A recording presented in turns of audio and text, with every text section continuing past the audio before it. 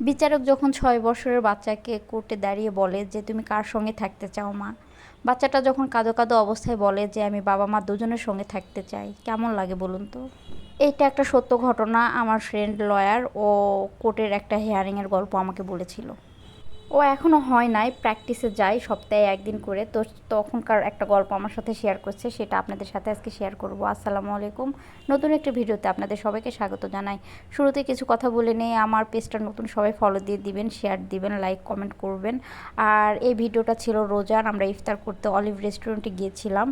তো সেই দিনের কিছু ক্লিপ আপনাদের সাথে শেয়ার করব। তো ফিরে আসি গল্পে। হাজব্যান্ড ওয়াইফ দুজনেই বিরক্ত সম্পর্ক থেকে। কতটা তিক্ততা আসলে দুজনেই ডিভোর্স নিতে চায়, কারোর মধ্যে অনুশোচনা নেই। কিন্তু 6 বছরের মেয়ে বাচ্চাটা কি বুঝেছে? ও শুধু কেঁদেই যাচ্ছিল। ও চাচ্ছিল না ওর বাবা মা আলাদা হোক। আসলে বাবা মা আলাদা হলে মেয়েরা আরেকটা বিয়ে করে নেয়, ছেলেরাও আরেকটা বিয়ে করে নেয়, সন্তানটার কি হয় ভেবে দেখেছেন একবারও? সন্তানটা হয়ে যায় বাবা মার ভালোবাসাহীন এক বাচ্চা, অবহেলিত বাচ্চা, যে সমাজের কাছে অবহেলিত, যে নিজের কাছেও অবহেলিত। ভালোবাসা বাবা মার না পাইলে সে তো অবহেলিতই, তাই না বলুন? পৃথিবীতে বাবা মার মতন কেউ হয় না, আর মায়ের মতো তো কেউ না, তুলনায় হয় না। কিন্তু সেই মা যদি পরের সংসারে চলে যায়, তখন আর সেই মা কি মা থাকে? কখনোই না। তো এই অবস্থায় বিচারক মেয়েটাকে জিজ্ঞেস করেছে যে তুমি কার সঙ্গে থাকতে চাও? তো মেয়েটা উত্তর দিয়েছে আমি দুজনের সঙ্গেই থাকতে চাই। অনেক কান্নাকাটি করেছে। তখন বিচারক বলেছে যে ডিভোর্স এখন হবে না, আপনাদের বাচ্চা 7 বছর না হওয়া পর্যন্ত এখানে স্থগিত থাকবে, আর আপনারা একই বাসায় একই ছাদের নিচে থাকবেন বাচ্চা সহ। তো এরকম অবস্থায় মেয়েটা তো খুব খুশি, কিন্তু হাজব্যান্ড ওয়াইফের ভালো লাগে নাই। মানে ওনারা চাচ্ছিল যে করেই হোক ডিভোর্সটা হোক, সেখানে বিচারক ওনাদের ডিভোর্স হতে দিল না। এটা কেমন বিষয় বলুন তো? মানে এটা নিয়ে ওনারা বিরক্ত। তো এখানে আমি একটা কথা বলে নিই যে আপনারা ডিভোর্স করবেন তো বিয়ে করেছেন কেন? আর বিয়ে করেছেন একটা মানুষের সঙ্গে সংসার করে, তো অবশ্যই বোঝা যায় মানুষটা কেমন। দরকার হয় 2-3 বছর টাইম নিতেন, বাচ্চা কেন নিয়েছেন? আর বাচ্চা নিয়েছেন, সে বাচ্চার দিকে দেখে কি দুজনে সব কিছু সমাধান করতে পারেন না? এরকম যদি হওয়ার থাকতো তাহলে বাচ্চা নিতেন না। কারণ আপনারা দুজন ডিভোর্স নেবেন, বাচ্চাটার কি হবে ভেবে দেখুন তো একবার।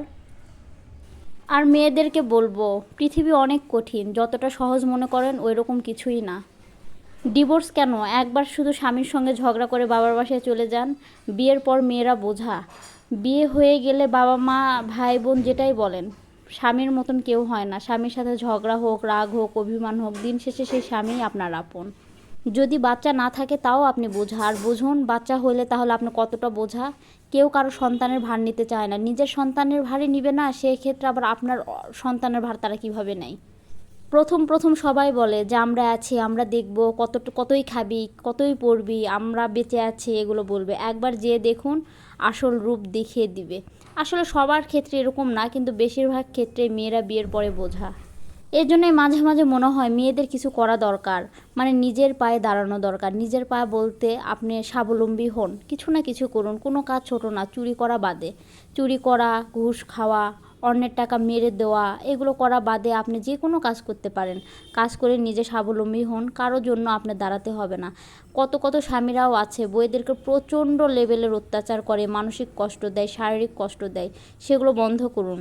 আজকে আপনি অন্যের মেয়েকে কষ্ট দিচ্ছেন, কিছুদিন পরে আপনার মেয়েকে আরেকজন কষ্ট দেওয়ার জন্য রেডি হচ্ছে। তখন কেমন লাগবে আপনার বাবা হিসাবে? বাচ্চারা সর্বপ্রথম দেখে বাবা মার ভালোবাসার সম্পর্ক। ছোট থেকে যখন বড় হয় তারা তো অন্যের ভালোবাসা দেখে না, বা অন্যের জীবন গল্প শুনে বড় হয় না। নিজের প্র্যাকটিক্যাল হিসাবে বাবা মাকেই দেখে, বাবা মাকে আদর্শ মনে করে।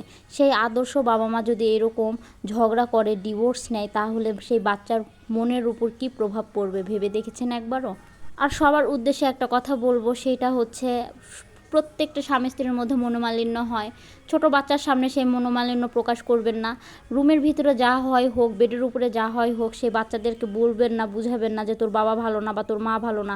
একটা মা যখন বলে যে তোর বাবা ভালো না, তোর অমুক ভালো না, তোর অমুক ভালো না, ছোট বাচ্চারা না ওইটাই শিখে, যে ছোট থেকে মনের মধ্যে ওইটা নিয়েই বড় হয় যে অমুক ভালো না।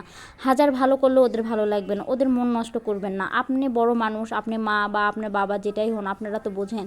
বাচ্চাদের সামনে এগুলো কাউকে নিয়ে আলোচনা করবেন না, বাচ্চাদের সামনে সব কিছু পজিটিভভাবে তুলে ধরবেন। আর সব কিছুর উপরে ধৈর্য, মেয়েদের তো আল্লাহ তাআলা ধৈর্য একটু বেশিই দিয়েছে। আমি বলবো সব বোনদের যে আপনারা ধৈর্য ধরুন, সম্পর্কের ওর মধ্যে এত তাড়াহুড়া করেন না। হয়তো আজকে আপনার যে সম্পর্ক ভালো লাগতেছে না, 2 দিন পরে সেই সম্পর্কটা আপনার জন্য বেস্ট সম্পর্ক হয়ে উঠবে। সব কিছুতে সময় দিন, ভালো থাকুন, ভালো রাখুন।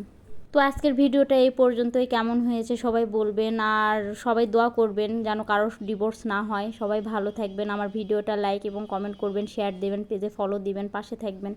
আল্লাহ হাফেজ।